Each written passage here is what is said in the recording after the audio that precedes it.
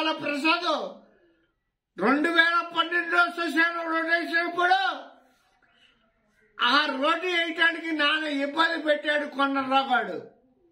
పద్మరావు చచ్చిపోయాడు, నాచారావు చచ్చిపోయాడు, తిరుపతిరావు బతికే ఉన్నాడు. ఎన్ని బాధలు పెట్టాడు రా శాతారావు కొండలరావు. మీరే వేసుకోండి, మీకే కాంట్రాక్ట్ ఇస్తామని చెప్పేసి మాట్లాడి మహానుబాబు తిరుపతిరావు గారిని కూడా అవమానపడుతున్నారు. ఎందుకంటే ఆ రోడ్డు కోసం చాలా బాధపడ్డా. ఎవడన్నా వచ్చి మాట్లాడారా? టీడీపీ నాయకులు మేము వచ్చి శ్మశాన రోడ్డు గురించి మాట్లాడాం, మీ కొమ్ము కషం అని ఎవడన్నా మగవాడైతే వచ్చి మాట్లాడి చెప్పండి. అన్ని బాధలు పడి నా చింతనేని 2009లో గెలిచిన తర్వాత నా చింతనేని గెలితే నేను నిధులు కావాలని వెళ్తే మన వాడిపోయిందంటావు, మన పార్టీ వాడిపోయిందిరా, నిధులు రావు, నువ్వు ఏమన్నా ఎలా బాధపడతావు అని చెప్పి నన్ను అడిగితే ఆయనకి చెప్పకుండా వెళ్ళి సుధీర్ బాబు ఎంపీపీ సుధీర్ బాబుని బతిమాలితే నో అని చెప్పాడు. ఎందుకంటే ఎదవ ఈ కొండలరావు గారు కాంగ్రెస్ మనిషి కాదా, అందుకే నువ్వు అని చెప్పాడు. అయినా వచ్చిన తర్వాత ఆ నిధుల్లో 20 లక్షలు ఎంత వస్తే ఫస్ట్ నాకు ఇచ్చిన మహానుభావుడు శ్మశానం రోడ్డుకి చింతనేని ప్రభాకర్ గారు ఆ డబ్బులు ఇచ్చి ఆ శ్మశానం రోడ్డు వేశాడు. మా తాత ప్రెసిడెంట్, మా నాన్న ప్రెసిడెంట్ అని చెప్పుకునే బుద్ధి లేనివాడా పోతురాజు అల్లుడిని కూడా అవతల కట్టాం లక్కిలి శ్మశానంలో పడేసి కాల్చారా. నీ చుట్టమే కాదరా. మరి ఏ రోజు కూడా మంగళోళ్ళు ఈ రోజు కూడా నీ కొమ్ము కాతారు. మంగళ అమ్మాయి చనిపోతే ఆ అమ్మాయిని తాటాకి మీద లాక్కెళ్ళారా. నీ మనుషులే కాదరా. అలాంటి కనకమ్మ గుర్తేసుకో, కనకమ్మ, మంగళ కనకమ్మ. ఒరేయ్, అలాంటి రోడ్డుని నేను తల ఎత్తిన తర్వాత నా ఎమ్మెల్యేతో చెప్పి నేను రోడ్డు వేపించాను.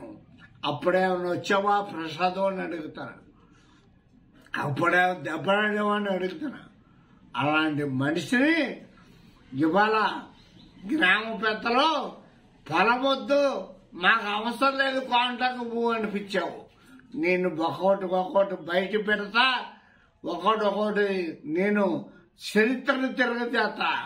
శ్రీపారి చరిత్ర ఎలా ఉంటుందో నేను చెప్పా.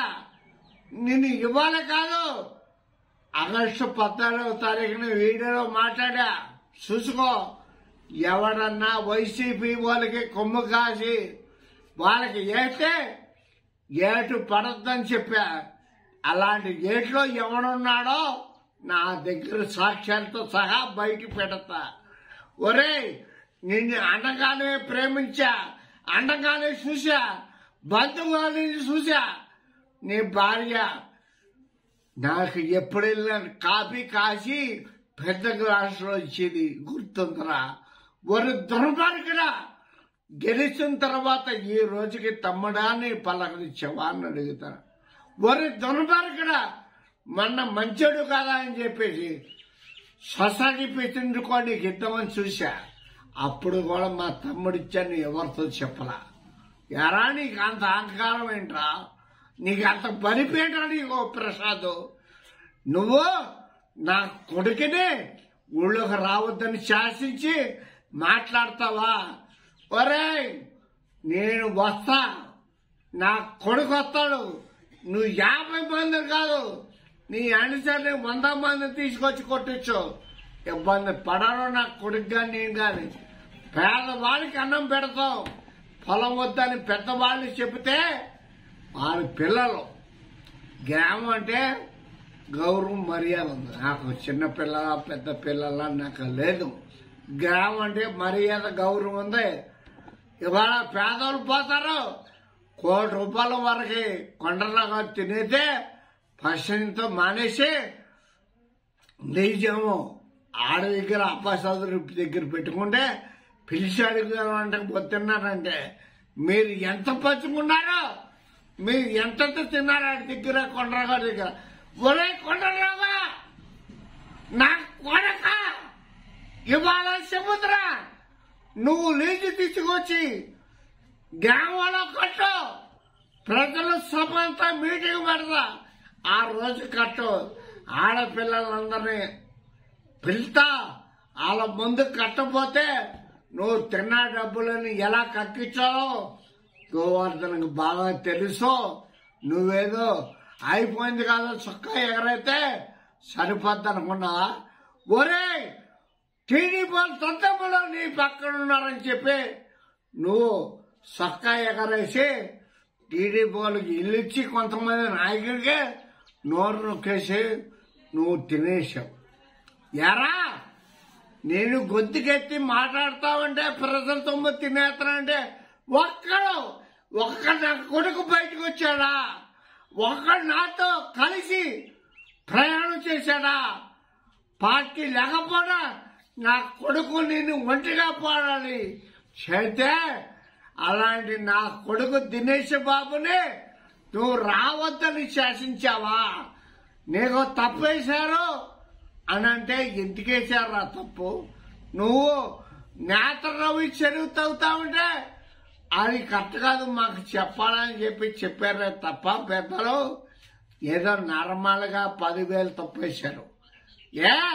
సైజు సన్నసి కొడుకు ఎవరికో పెళ్లి చేశాడని చెప్పి 5,000 తప్పేశారు. వాటర్ ప్యాకెట్లు ఇచ్చాడని చెప్పి ధర్మరాజు కొడుకే ఆడికి 16,000 తప్పేశారు. ఎరా కాంటక భూమి గురించే నీకు తెలీదా? తప్పు వేశారని తెలీదా? నాకు నిజం మీకు అబద్ధం అని చెప్పి మాట్లాడే వ్యక్తి నువ్వు రాముడు గుడి దగ్గర కూర్చుందాం, రాముడు వారి దగ్గర ప్రమాణం చేద్దాం. ఎవడైనా సరే మీరు వచ్చి ఇంకా తప్పులు వేసినటువంటి వాళ్ళు ఉన్నారో రెండో వీడియోలో మాట్లాడతాను. నా మనుషులు తప్పులు వేసినా కూడా నిన్ను మాట్లాడలేదు.